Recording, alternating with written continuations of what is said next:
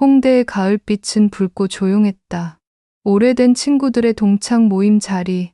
그는 약속 시간보다 일찍 도착해 낯익은 얼굴들을 하나씩 맞았다. 배가 조금 나온 동창, 머리에 은빛이 비친 동창, 모두가 세월을 나눠 가진 얼굴들이었다. 그때 태수가 와이프, 인사만 하러 온대라고 말하며 손을 흔들었고 문가로 시선이 쏠렸다. 20해 전에도 예쁘다고 기억했던 얼굴 정화였다. 그는 순간적으로 마음이 한 뼘 흔들리는 걸 알아차렸다. 오래 묻어둔 감정의 장독이 문득 햇볕을 받아 뚜껑이 미세하게 들리는 소리 같았다. 정화는 싱긋 웃으며 다들 즐거운 시간 보내세요 라고 짧게 인사만 남기고 떠났다. 자리는 다시 왁자지껄해졌지만 그는 무엇을 먹었는지, 누가 무슨 농담을 했는지 하나도 뚜렷이 남지 않았다. 기억 속에 남은 건 정화의 옆모습, 떠나며 슬쩍 숙였던 고개, 그리고 조용한 향기뿐이었다. 며칠 뒤 태수와 주고받는 연락 속에서 낯선 이름이 자꾸 등장했다. 회사에 새로운 후배가 있는데 스타일이 괜찮아. 태수의 무심한 말투에 그는 대답을 멈칫했다. 오랜 결혼이 조금은 사가될 때가 있다는 걸 알면서도 오래 함께한 배우자를 그렇게 가볍게 대하는 태도의 온도는 마음을 서늘하게 했다. 그는 자신도 모르게 정화를 떠올렸다. 집에서 홀로 장을 보고 저녁 식탁을 차리며 말 걸 상대가 없어 조용히 컵을 씻는 손. 중년의 밤은 생각보다 길고 고요는 생각보다 무겁다. 그 무게를 견디는 법을 배우는 데에는 시간이 드는데 누군가는 그 시간을 혼자서만 통과해야 한다. 어느 주말 대형마트의 차가운 조명 아래서 그는 우연처럼, 그러나 어쩌면 필연처럼 정화와 마주쳤다. 자주 오세요. 그녀가 묻자 그는 가끔이요. 이곳이 넓어서 마음이 조금 편해져서요. 라고 답했다. 대화는 길지 않았지만 말끝마다 오래된 예의와 조심스러움이 묻어났다. 근처 카페에서 마신 커피처럼 따뜻한 말이 오갔다. 요즘 회사가 바쁘다고 하더라고요.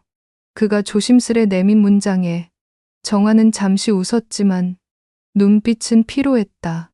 집에 있어도 대화가 잘 안 돼요. 같은 공간인데 마음이 자꾸 비껴가요. 그는 그 말을 오래 들었다. 위로라는 이름으로 덧칠하기보다 그저 누군가의 외로움이 틀린 감정이 아님을 함께 확인해주는 시간이 있었다. 돌아오는 길, 그는 휴대폰을 들었다가 내려놓았다. 경계라는 단어가 마음에 떠올랐다. 지켜야 할 선, 그러나 누군가의 마음을 방치해 두지 않겠다는 작은 약속. 그날 밤, 그는 자신에게 말했다. 서두르지 말자. 느리게, 그러나 정직하게. 그렇게 가을빛은 더 깊어지고 이야기의 첫 장이 조용히 넘겨졌다. 겨울 초입, 바람은 차갑고 사람들의 옷깃은 높이 올라갔다. 그는 매주 토요일마다 습관처럼 동네 도서관에 들렀다. 빛 바랜 책장 사이에서 오래된 활자를 만지는 순간 세상의 소란이 조금은 멀어졌다. 그런데 그날 잡지 코너에서 낯익은 실루엣을 보았다. 정화였다. 얇은 코트를 여며 쥔 채 여행 책자를 들여다보고 있었다. 여행 가세요? 그가 말을 건네자 정화는 놀란 듯 미소를 지었다. 아니에요. 그냥 가본 적 없는 곳을 책으로라도 다녀오고 싶어서요. 목소리는 잔잔했지만 눈빛엔 갈망이 숨어 있었다. 그는 잠시 머뭇거리다 옆에 놓인 책을 들어 올렸다. 저도 비슷해요. 갈 순 없지만 마음만큼은 저기 어딘가 떠돌고 있죠. 둘은 창가의 긴 테이블에 앉았다. 창밖엔 앙상한 나무들이 바람에 흔들렸고 아이들이 털모자를 쓰고 뛰어다녔다. 대화는 길지 않았지만 깊었다. 정화는 집에서의 공허를 털어놓았고 그는 오래된 일기장을 읽듯 조용히 귀 기울였다. 사소한 이야기를 꺼낼 수 없을 때가 있어요. 같은 집인데 다른 행성에 사는 것 같아요. 그녀의 말에 그는 고개를 끄덕였다. 이해는 말보다 큰 위로였다. 시간은 빠르게 흘렀다. 도서관 문 닫는 안내 방송이 들릴 때쯤 그는 결심한 듯 말했다. 혹시 다음 주에도 오실 건가요? 정화는 잠시 멈칫하더니 아마도요 라고 답했다. 대답은 짧았지만 그 짧음 속에 오래된 신뢰가 싹트는 기분이 들었다. 집으로 돌아오는 길, 차창 밖 불빛들이 눈처럼 번졌다. 그는 마음속에 두 겹의 감정을 안았다. 하나는 오랜 배우자와의 거리를 더 이상 외면할 수 없다는 사실. 다른 하나는 정아와의 우연한 만남이 더는 단순한 우연이 아니라는 직감이었다. 그날 밤 그는 잠들지 못했다. 손끝에서 몇 번이고 휴대폰이 켜졌다 꺼졌다. 메시지를 쓰다 지우기를 반복하며 결국 그는 짧은 문장 하나를 남겼다. 오늘 반가웠습니다. 조심히 들어가세요. 보내기 버튼을 누른 뒤 그는 오래도록 천장을 바라봤다. 마음이 흔들리는 건 잘못일까? 아니면 아직 살아있다는 증거일까? 대답은 알 수 없었다. 다만 겨울의 시작과 함께 그의 일상도 서서히 다른 계절로 옮겨가고 있었다. 겨울은 점점 더 깊어갔다. 눈발이 간간히 흩날리던 어느 오후, 그는 다시 도서관에 들렀다. 익숙한 창가자리에는 이미 정화가 앉아 있었다. 그녀는 두툼한 머플러 속에서 얼굴을 조금만 내밀고 있었다. 손에 쥔 책은 펴져 있었지만 눈길은 창밖 아이들의 눈싸움에 머물러 있었다. 그는 조심스레 맞은편에 앉으며 인사했다. 또 뵙네요. 정화는 살짝 웃으며 대답했다. 가끔은 이렇게 우연히 고맙죠. 그 말 한마디에 긴 겨울의 차가움이 한순간 누그러지는 듯했다. 대화는 점점 더 자연스러워졌다. 정화는 어린 시절 이야기를 꺼냈다. 시골집 마당에서 뛰놀던 기억, 아버지가 지어주던 작은 나무집, 여름날의 매미 소리. 그는 그 이야기를 들으며 자기의 어린 시절을 떠올렸다. 들판에서 뛰던 장난기 어린 모습, 어머니가 차려주시던 따뜻한 밥상.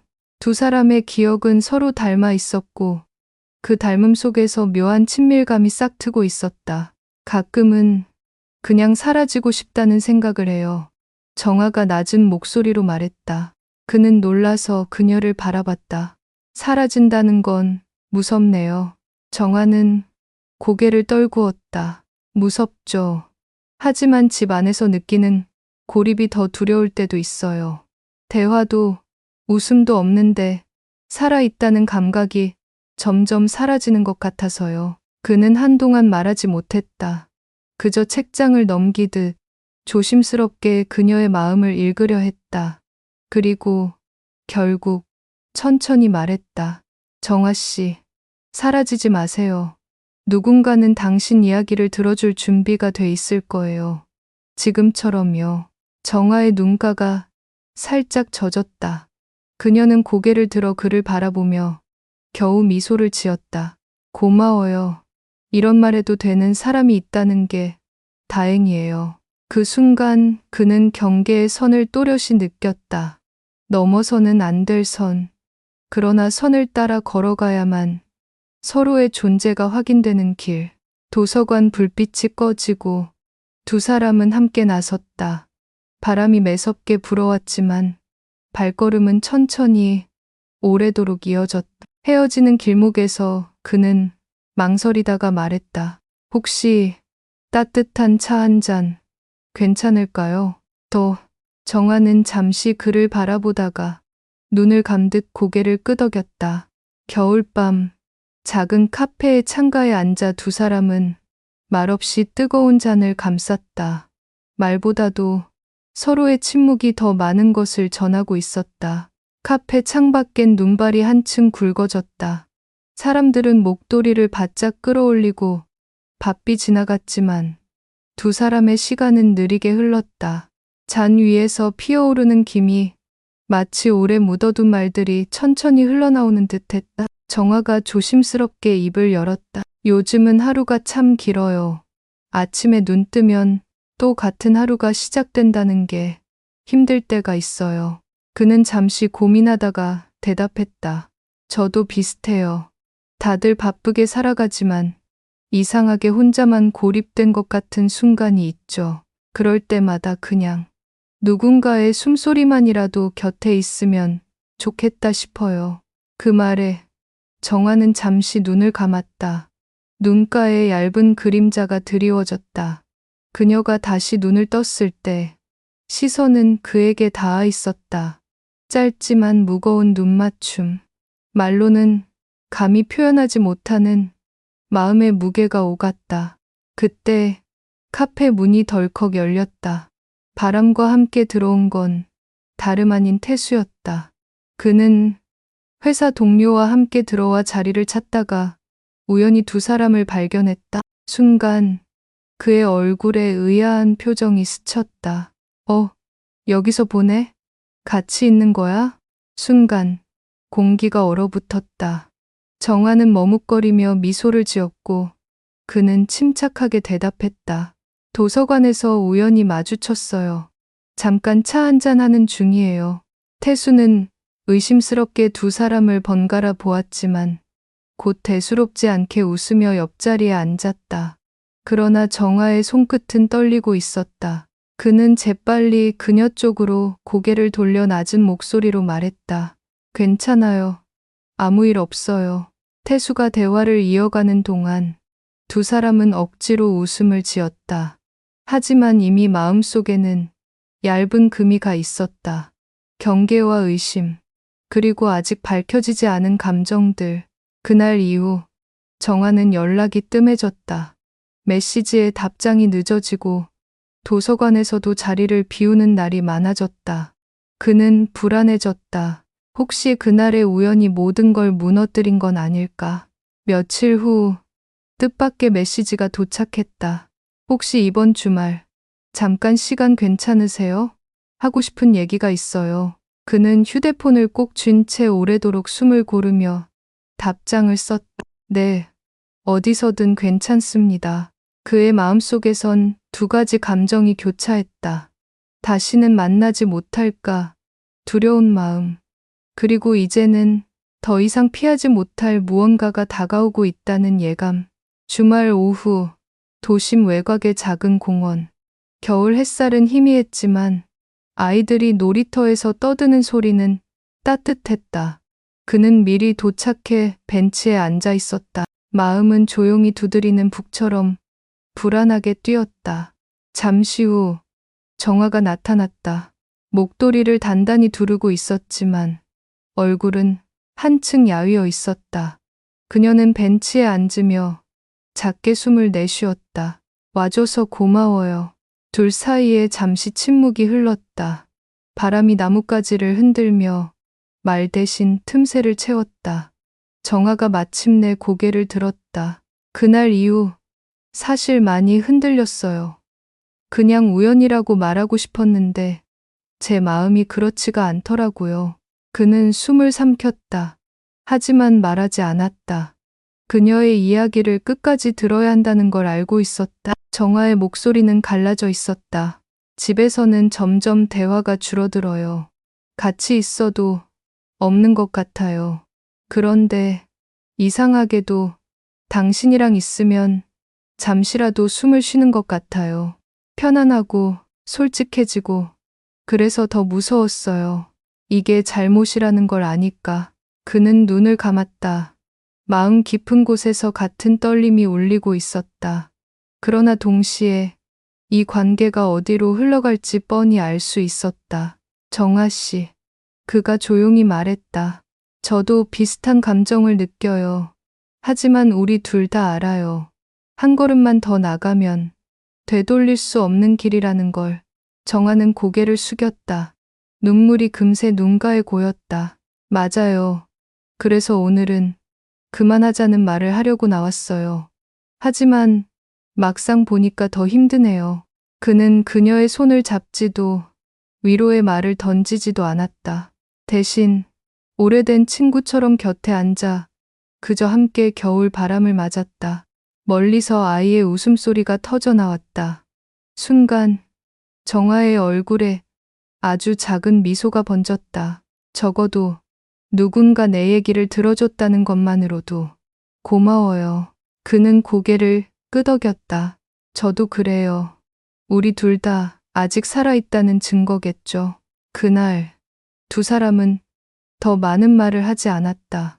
그러나 마음속 깊은 곳엔 똑같은 문장이 울리고 있었다. 이 감정을 어디까지 지켜낼 수 있을까? 그날 이후 두 사람은 의도적으로 거리를 두려 했다. 연락은 줄었고 도서관에서도 일부러 마주치지 않으려는 듯 시간을 달리했다. 하지만 이상하게도 세상은 계속 두 사람을 마주치게 만들었다.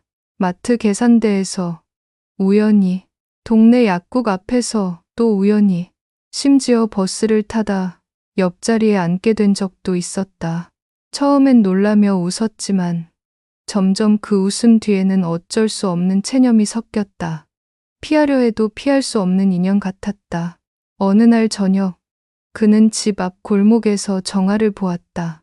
그녀는 장바구니를 들고 있었고 발걸음은 유난히 무거워 보였다. 그는 망설이다가 다가가 인사했다. 오늘은 많이 피곤해 보이네요. 정아는 억지로 미소를 지었다. 요즘 집안이 조금 복잡해서요. 남편은 여전히 회사 일로 바쁘고 대화는 더 줄어들고요. 그 말에 그는 마음이 저릿해졌다. 다가서고 싶었지만 동시에 멀리해야 한다는 생각이 그를 붙잡았다. 그러나 정아의 다음 한마디가 모든 균형을 무너뜨렸다. 가끔은 그냥 누군가 내 이야기를 들어주길 바라요. 특별한 게 아니라도 그냥 오늘 무슨 일이 있었는지 그런 사소한 거라도요. 그는 대답 대신 잠시 그녀 옆에 서 있었다. 그리고 아주 낮은 목소리로 말했다. 그럼 지금부터라도 제가 들어드릴게요. 정아는 고개를 돌려 그를 바라봤다. 눈빛엔 피곤과 외로움, 그리고 아주 작은 안도가 섞여 있었다. 그날 밤 두 사람은 동네 작은 식당에서 함께 국수를 먹었다. 특별할 것 없는 자리였지만 뜨거운 국물처럼 마음이 조금씩 풀려갔다. 웃음이 오가고 눈빛이 길게 이어졌다. 식당을 나서며 정아가 조용히 말했다. 우린 어디까지 괜찮을까요? 그는 대답하지 못했다. 대신 하얀 입김만이 어둠 속으로 흩어졌다. 그 순간 두 사람 모두 알았다. 이미 선은 흔들리고 있다는 것을. 겨울이 깊어지던 어느 날, 눈이 흩날리는 저녁 무렵, 그는 퇴근길에 정아에게서 짧은 메시지를 받았다. 오늘 잠깐 얼굴 볼 수 있을까요? 그는 오래 고민하지 않았다. 작은 카페, 늘 앉던 창가 자리에 도착했을 때 정아는 이미 기다리고 있었다. 그녀의 눈빛엔 결심과 두려움이 동시에 깃들어 있었다. 요즘 더 이상 버티기 힘들어요. 정아의 목소리는 떨리고 있었다. 그는 조심스럽게 물었다. 무슨 일이에요? 정아는 잠시 침묵하다가 입술을 깨물었다. 남편이 의심하기 시작했어요. 며칠 전 우리 카페에서 본 걸 계속 떠올리나 봐요. 별말은 안 하지만 눈빛이 달라졌어요. 집안 공기는 점점 더 차가워지고 그는 깊은 숨을 내쉬었다. 이미 예상했던 일이 현실로 다가온 순간이었다. 정아 씨, 조심해야 해요. 우리 둘 다 상처 입을 수 있어요. 정아는 고개를 저었다. 알아요. 하지만 이제는 그냥 누군가 곁에 있어줬으면 해요. 잘못된 줄 알면서도 그게 제 솔직한 마음이에요. 그는 순간 말없이 그녀의 손을 잡았다. 차가운 손끝이 그의 손바닥 안에서 미세하게 떨리고 있었다. 짧은 시간이었지만 그 온기는 오래도록 사라지지 않을 것 같았다. 그러나 바로 그때 카페 문이 열렸다. 차가운 바람과 함께 들어온 사람은 다름 아닌 태수였다. 그는 잠시 두 사람을 바라보다가 표정이 굳었다. 여기서 뭐 하는 거야? 공간이 얼어붙었다. 정아의 얼굴은 창백해졌고 그는 본능적으로 그녀의 손을 놓았다. 태수의 눈빛은 의심과 분노로 번쩍였다. 그 순간 세 사람의 시간은 멈춘 듯 했다. 카페 안은 정적에 잠겼다. 태수의 눈빛은 얼음처럼 차가웠다. 둘이 언제부터야? 정화는 얼굴이 창백해지며 고개를 저었다. 아니야, 오해예요. 그냥 우연히 만난 거예요. 도고 계신다네. 하지만 목소리는 힘없이 떨려 나왔다. 그는 순간 모든 시선이 자신에게 꽂힌 것을 느꼈다. 심장이 쿵쿵 울렸지만 억지로 침착한 목소리를 냈다. 맞아요. 우연히 마주쳤고 잠깐 얘기만 나눈 겁니다. 다른 건 없어요. 그러나 태수의 눈은 쉽게 풀리지 않았다. 그의 입가에 비웃음이 번졌다. 잠깐 얘기? 밤마다 메시지 주고받는 것도 얘기라고 부르냐? 정화의 눈이 크게 흔들렸다. 그는 본능적으로 태수를 바라봤다. 휴대폰을 본 겁니까? 태수는 대답 대신 차가운 미소를 지었다. 정화는 숨을 고르며 조심스레 말했다. 태수 씨, 미안해. 하지만 그건 태수가 말을 끊었다. 미안? 그 한마디로 끝내겠다고? 내가 널 어떻게 믿어? 정화의 어깨가 떨렸다. 그는 더 이상 가만히 있을 수 없었다. 태수 씨, 오해하지 마세요. 정화 씨가 원했던 건 단지 대화할 상대였을 뿐입니다. 집에서 외로웠던 거죠. 저는 그저 입 닥쳐. 태수의 목소리는 낮았지만 날카롭게 가르며 공간을 찢었다. 네가 뭔데 우리 사이에 끼어들어. 공기 자체가 무겁게 가라앉았다. 주변 손님들이 눈치를 보며 자리를 피했다. 정화는 눈물을 참으며 태수의 팔을 붙잡았다. 제발, 여기선 그만해. 부탁이야. 태수는 그녀를 노려보다가 결국 아무 말 없이 몸을 돌려 카페를 나갔다. 남겨진 공간은 더 차갑게 식어 있었다. 정화는 눈가에 맺힌 눈물을 훔치며 떨리는 목소리로 말했다. 끝이 보이는 것 같아요. 더는 버틸 수 없을지도 몰라요. 그는 대답하지 못했다. 단지 창밖으로 흩날리는 눈송이들만 멍하니 바라보았다. 그 눈송이처럼 이제는 어디로 흘러갈지 알 수 없는 운명이 되어버린 듯했다. 카페에서의 충돌 이후 며칠 동안 세상은 숨죽인 듯 흘러갔다. 정화는 연락을 끊었다. 메시지를 보내도 읽지 않았고 전화를 걸어도 받지 않았다. 그의 손끝은 수없이 휴대폰을 맴돌았지만 끝내 더는 아무 말도 보낼 수 없었다. 집에서도 그는 변했다. 아내와 마주 앉아 저녁을 먹으면서도 숟가락이 허공에서 자주 멈췄다. 아내는 그를 의아하게 바라봤지만 굳이 묻지는 않았다. 마치 오래된 부부가 서로의 무심함에 익숙해진 듯 그저 침묵으로 하루를 넘겼다. 어느 날 밤 도서관 앞에서 그는 정화를 보았다. 혼자 앉아 있었지만 책은 펼쳐지지 않은 채였다. 그녀의 얼굴은 지쳐 있었고 불빛 아래서 눈동자는 텅 빈 듯 보였다. 그가 다가가 조심스레 인사했다. 잘 지냈어요? 정화는 천천히 고개를 들었다. 그리고 아주 작은 목소리로 말했다. 이제 모든 게 무너질 것 같아요. 그는 순간 아무 말도 할 수 없었다. 다만 옆자리에 앉아 그녀가 다시 입을 열 때까지 기다렸다. 태수는 여전히 말은 없지만 눈빛이 달라졌어요. 집에 들어가면 숨이 막혀요. 대화도 없고 웃음도 없고 오히려 고요가 더 무섭게 다가와요. 그녀의 말은 바람처럼 흔들렸고 그는 그것을 고스란히 받아냈다. 정화 씨, 우리 이대로 가면 둘 다 더 아플 겁니다. 알아요. 그녀가 고개를 끄덕였다. 하지만 이미 아픈데 더 아픈 게 무슨 의미가 있겠어요. 그는 그 말에 가슴이 먹먹해졌다. 선을 지키려 했던 지난날의 결심이 마치 모래 위에 그린 선처럼 바람에 지워져 가는 순간이었다. 정화는 창밖 어둠을 오래 바라보다가 갑자기 조용히 물었다. 만약 우리가 다른 시간에 만났더라면 달라졌을까요? 그는 대답하지 못했다. 그저 깊은 침묵 속에서 심장이 크게 울려오는 소리만 들렸다. 겨울이 끝나갈 무렵 도시는 봄의 기척을 준비하고 있었다. 하지만 두 사람의 마음 속에는 여전히 차가운 바람이 머물러 있었다. 그날 그는 도서관 앞에서 마지막으로 정화를 만났다. 그녀는 검은 코트를 걸치고 있었고 얼굴에는 묘한 평온이 깃들어 있었다. 오랜 침묵 끝에 정화가 먼저 입을 열었다. 이제 그만해야겠죠. 더는 우리를 변명할 말이 없어요. 그는 아무 말도 하지 못했다. 다만 오래도록 그녀를 바라보다가 겨우 한마디를 꺼냈다.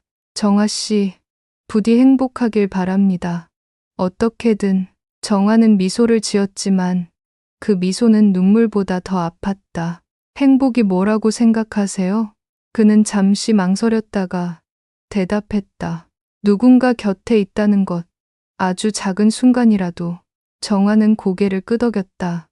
그리고 마지막 인사를 남겼다. 그럼 그 작은 순간은 우리에게 이미 있었네요. 그녀는 천천히 돌아서 걸어갔다. 눈발이 다시 흩날리기 시작했다. 그는 발걸음을 옮기지 못한 채 그녀의 뒷모습이 점점 멀어지는 것을 바라보았다.